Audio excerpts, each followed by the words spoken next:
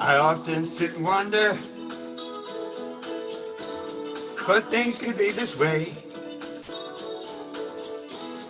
I guess we better tell them this is a brand new day. Don't leave it up to the other man or to another day. Take your life into your hands, make it work out your way. It's not the number of times you stumble down and fall upon the ground. It's the number of times you pick yourself up and keep on moving on to meet your goal. Good morning, good morning, good morning.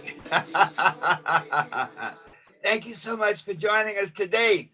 It's Motivation Monday. Folks, I'm in Wilmington, North Carolina, and it is amazing. It's freezing here. My little flowers came out and started to bloom, and now they're so confused they don't know what to do. But in any event, thank you and welcome to Motivation Monday. Sade, Janet, yes, welcome, welcome.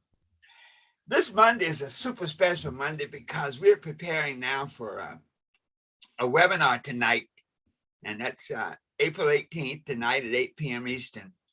And it's called the New You Resurrection Webinar.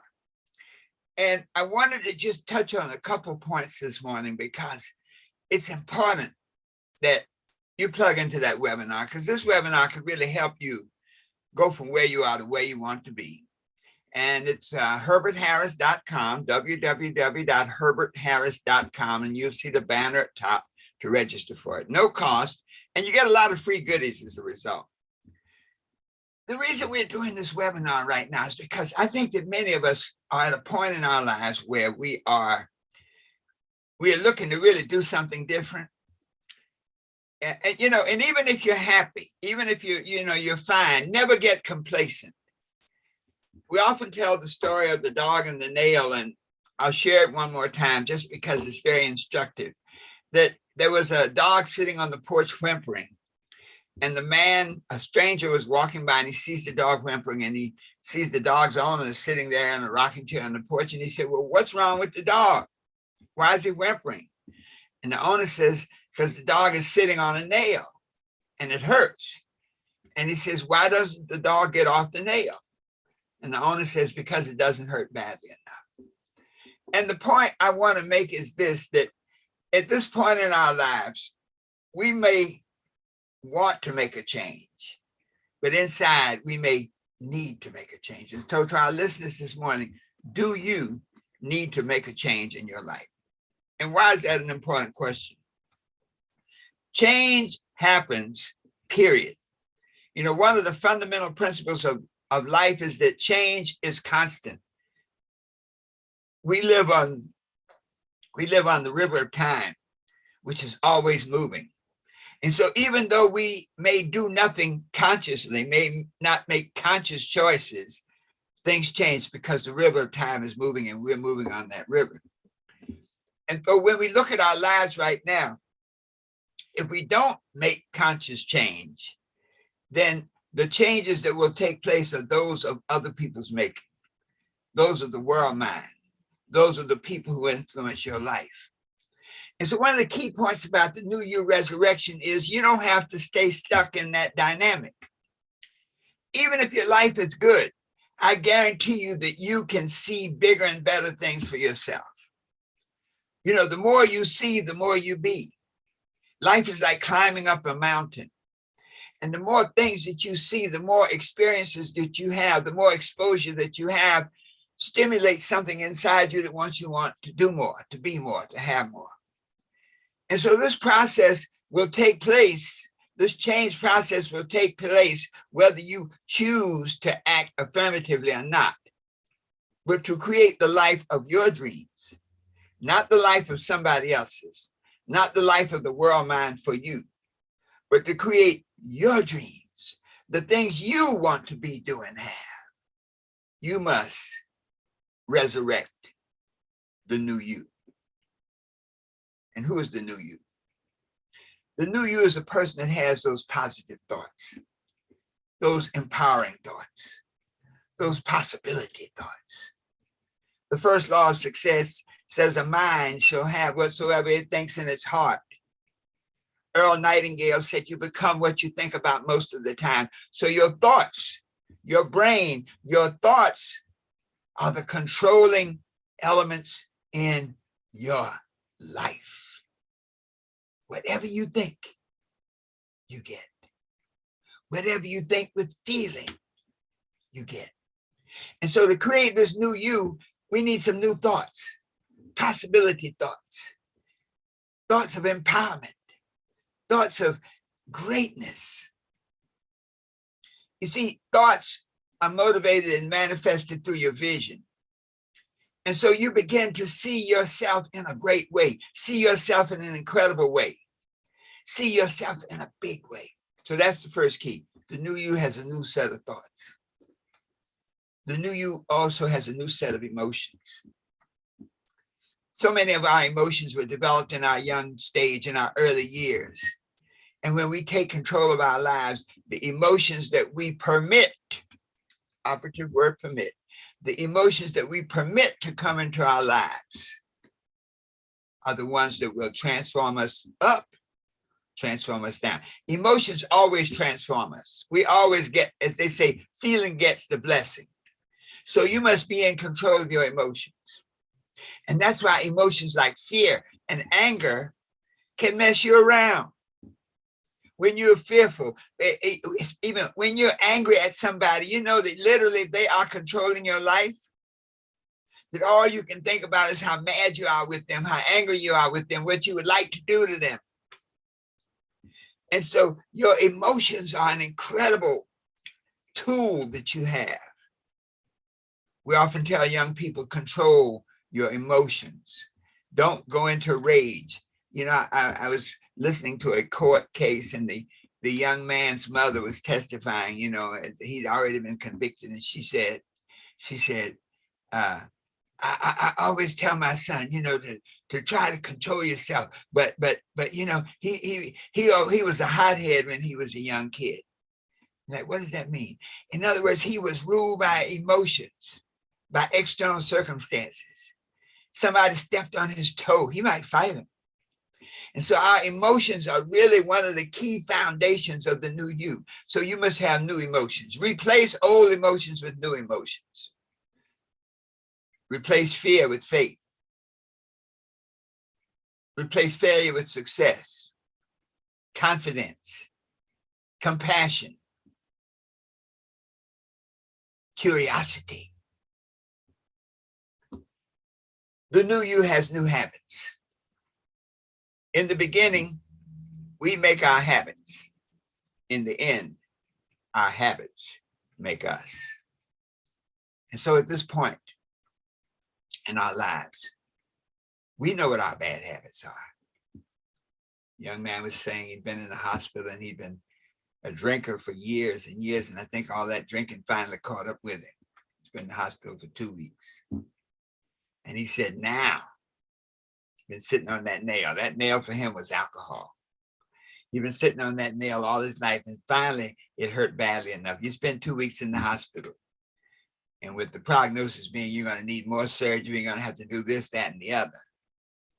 That's a sign to change. And so look at the habits that have been undermining you. Are you disorganized? Are you always late? Are you unprepared? Do you wait to the last minute to do everything? Are you a procrastinator? So to create this new you, you have to have new habits. Habits that uplift you. Habits that empower you. One of the powerful things about habits is that once you get them ingrained in your operation, you don't have to think about it anymore. So when you have good habits, they literally free your mind up for bigger things. Shadi and I were talking earlier in a previous on a Fantastic Friday about the need to pivot. And one of the main ways to pivot, and a pivot means when you take a turn, whatever you're doing, you stop doing and do something else. And one of the keys to help you pivot is your habits. One of the key things that you may need to is your habits. Because the interesting thing about habits, if you have bad habits, job, one is to stop doing it. Job two is to replace it, determine what the positive habit is, and then job three is to replace it with the positive habit. So think about this. If the habits are ruling you, job one is to just stop doing it.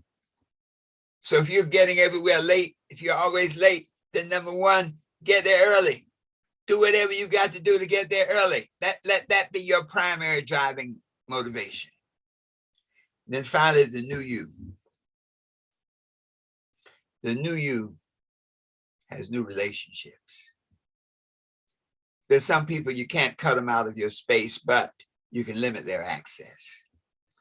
And so the new you is about new relationships, people who love you, people who empower you, people who uplift you, people who you don't have to make excuses for. If there are people in your life that you have to make excuses for, that if you have to say, well, they're really a good person. They didn't mean what they said. They're sorry for what they did. Run. And so your relationships are key because your relationships open the door to your higher powers. What you say, baby, from Mississippi, thank you for joining us. Sam, thanks for joining us.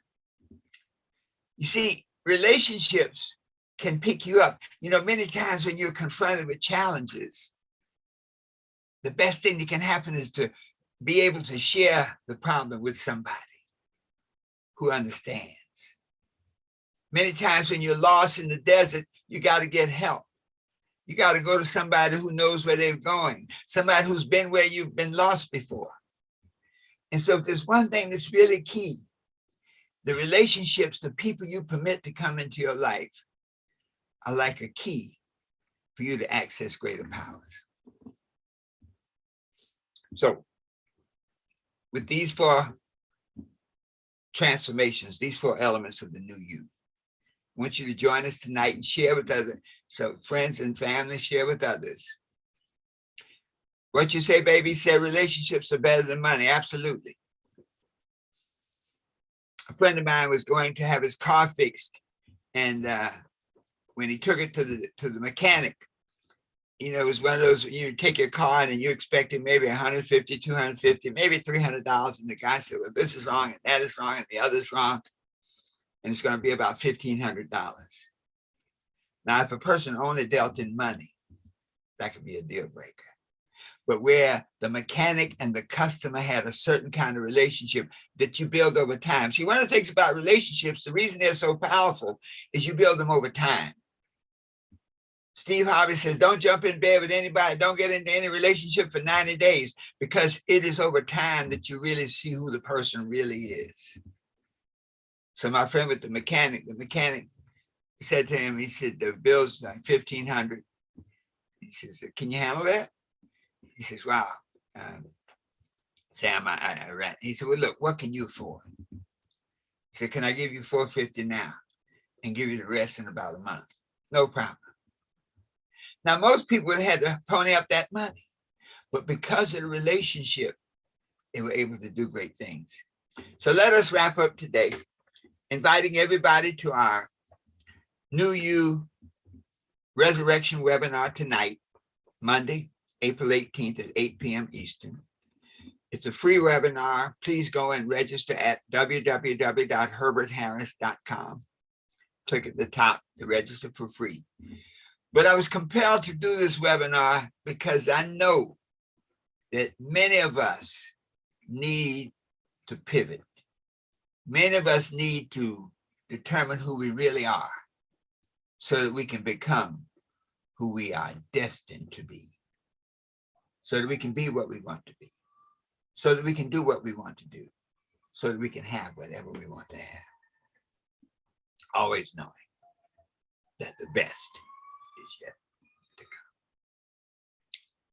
Thanks for joining us this morning. Be sure to go and register for the New You Resurrection webinar tonight, April 18th at 8 p.m. Eastern. Go to Herbert Harris, www.herbertharris.com, and register now. You'll be receiving some free gifts and learn about ways you can transform your life. Thank you so much for being with us today. See you all tonight. What you say, baby, shout out Tavia and all and each and every one of you who joined us today. Share this with as many people as you can, because this will be a blessing. This is Dr. Herbert Harris saying, the best is yet to come. And so it is.